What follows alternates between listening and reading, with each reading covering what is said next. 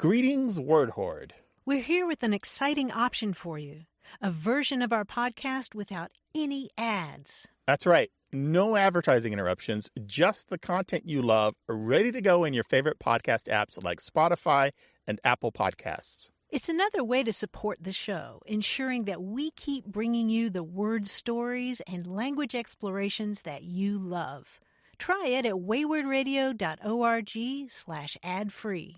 And it's affordable. For just a small subscription fee, you can enjoy Away with Words uninterrupted, except by us. Plus, it makes a great gift. Know somebody who loves language as much as you do? Give them the gift of words. Easy to sign up, easy to enjoy. It's the same Away with Words, just streamlined for your listening pleasure. Go to waywardradio.org/ad-free. Support us, support the show, and enjoy an ad-free listening experience. waywardradio.org/ad-free. Thank you. Welcome to another summer minicast from Away with Words. This week we've got a call about smileys or emoticons. You know, that's in an email when you use a colon and the capital letter P to make a sideways face sticking out its tongue. Blah. Well, Michael called us wanting to know, first of all, if there was a name on the order of noun, verb, adjective, and so forth that would apply to emoticons used as language. But he also wanted to know, how in the world do you punctuate them when you put them at the end of a sentence? Hello, you have a way with words. Hello, Martha. Hello, Grant. This is Michael from Oklahoma City. Michael. Well, hello, Michael in Oklahoma City. What I called about today was in relation to emoticons. I had a thing while I was in school a couple of years ago where my friend and I started sort of talking about what emoticons were and how they would be used. And so we kind of got into a debate as to whether or not emoticons should be used as words and then punctuated afterwards, like if it comes at the end of a sentence, or if they replace the punctuation. So I came up with the concept that I think it's kind of like a punctuation, just like a question mark or an exclamation point might be. Mm-hmm. So that prompted me to call you. First, I think you're asking, what do they have a part of speech, right? Right. Are emoticons either words, or are they punctuation, or are they neither and something totally brand new? Emoticons being those little compositions of punctuation marks that are made to look like little pictures, right? Right. For example, you put a colon and a closed parentheses, and you have a small little smiley face if you look at it sideways. You know, two eyes and a curved up mouth. Emoticons, therefore, are neither. They're not words and they're not punctuation, and they may be made of punctuation in the same way that a word is made of letters. But they're actually probably best called logograms, which is the same word that you would use for many Chinese characters. Okay. Logograms. So they're pictures that mean something. So now the question is, if you've got that at the end of the sentence, does the punctuation come after? If you're using the regular emoticon where it's a colon and then a closed parentheses, mm-hmm. and you happen to have that in a parenthetical phrase that you have a parentheses around anyway, and mm-hmm. you've got that inside, so do you do another parentheses after that and make it look like a double-chinned smiley face? I know exactly what you're talking about, and I usually don't. I use one parentheses there to both close the open parentheses that encloses the phrase and to serve as the mouth in the emoticon. Mm-hmm. But I guess the point is that we haven't standardized this by any means, right? Well, we haven't standardized it, but consensus has developed that is the way that it's done. Has it? Look at acronyms. Let's just forget emoticons for a second and look at some of the online acronyms. You will find almost all the time that when LOL is used, it is used as if it were a sentence itself or at the end of a sentence. So I'll make a comment about her hair is spiky red and dorky, and then I'll put LOL, period. Uh-huh. So it actually is inserted there. And what we're doing with these, we're not really replacing punctuation. We're not actually replacing any other part of speech. We're doing what's called paralinguistic restitution. We're adding back... paralinguistic restitution. Yes. If you break that phrase down, you'll understand what it means. We're adding back into our written text the things that we can do with our mouths, the things that we can say aloud. So we add in a little smiley face to indicate that if we were speaking those words, we'd be indicating happiness or some kind of cheer, Oh, right? my God, I feel like Helen Keller in The Miracle Worker. It has a name, Helen.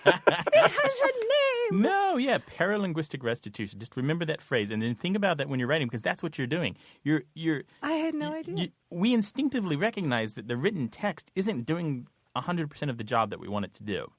So we find ways to make it do the things we want to do. There are simpler forms of this. Sometimes they're called cue surrogates. When you speak to somebody face-to-face and you're speaking to them emphatically, Michael, and you might, let's say that you're angry with them, you might poke your finger at them, right? Point your finger. You might even jab them in the chest.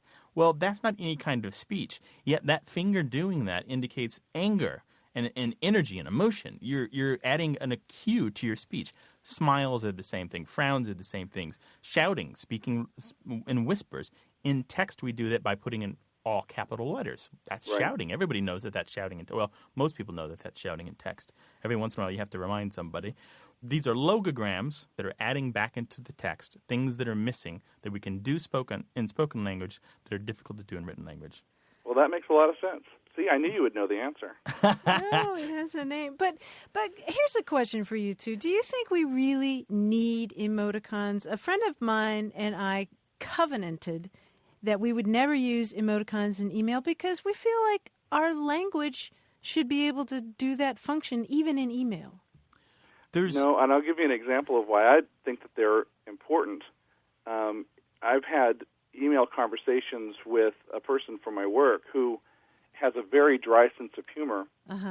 And so when they would send me an email, oftentimes they would have a dry sense of, they would be utilizing their dry sense of humor, and I didn't get the joke. And I didn't get the joke because, of course, I wasn't, like Grant was saying, there's a verbal clue that you get while you're speaking to somebody face-to-face that you can't get when you're getting something by email because you're getting it at a totally different time and you're in a totally different place. So therefore, you're not necessarily in that conversation. In those instances, an emoticon would have made me understand better what my coworker was trying to say, or that the fact that it was that they were being funny. So you're saying it is a unit of meaning, then? Right. It does have a unit of meaning. I think that as more and more communication is less verbal in a written format on the computer or whatever, I think that those images or those emoticons are going to be important because, again, that they fill that little need that the written word itself can't do completely. Jeez. Well, and Martha, I understand that your covenant, I understand exactly what your covenant's about. Your covenant says if you are a sufficiently good writer. Right, we're both writers, yeah. Yeah, then you should be able to do this job without adding anything fancy. Right, am I going to start seeing emoticons in magazines now? But the difficulty I have with this argument, and this is an argument that I used to hold, I used to believe that as well, and I dropped it. Really? I mean, I've been on the internet since 1992, and I didn't use emoticons or any of that kind of language until like the last 4 or 5 years. And I came around because I realized to write well actually takes more time than email requires. Writing well actually is more time-consuming than not writing well because you have to go back and do draft and redraft and work on those subtleties to make sure that your message is completely understood. I could instead, if I wanted to indicate somebody that I was joking, put a semicolon, which is a wink, and a close parentheses, which is a smile, to indicate that the whole thing was a joke or sarcastic or that I was somehow teasing. And immediately, just the 2 characters, I could change the tone of 1,000 words with just 2 keystrokes. And I think that's so valuable when it comes to email because I'm not writing for the ages. I'm not writing for the masses. It's usually a one-on-one conversation. As long as you know your audience, I think you're fine. Well, Michael, you and Grant have made a pretty good case here for that, I think. So where did we decide to put the period? I would always put it on the outside. And I do know on the outside of the emoticon? Yeah, it's part of the sentence. Really? Unless you put it on its own line, it's its own paragraph. And Michael, what do you do? I think that that's pretty much what I do, just instinctively. Although initially I was thinking that I was going to try to create them as a punctuation, but I think Grant is swaying me. Sometimes I do put them on the outside. If they're on their own and they don't belong to a particular sentence, then it's perfectly fine to just hang them out there with no punctuation at all. Like if you were to say, Led Zeppelin is a rockin' band, period, smiley face, there's no period necessary after the smiley face. It's not a complete sentence. Right. In that case, it's standing on its own, but it doesn't require a full period, like you said. Absolutely. Yeah. Thank you for your call, sir. So stay tuned. Thank you. All right. Bye-bye. Thanks, Michael. Bye-bye. Bye-bye. We'd love to hear how you punctuate emoticons. Even better, tell us how you pronounce them when you're reading text aloud. Victor Borga has left this world, or else we would ask him. Let us know on our website at waywardradio.org or call us at 1-877-WAYWARD.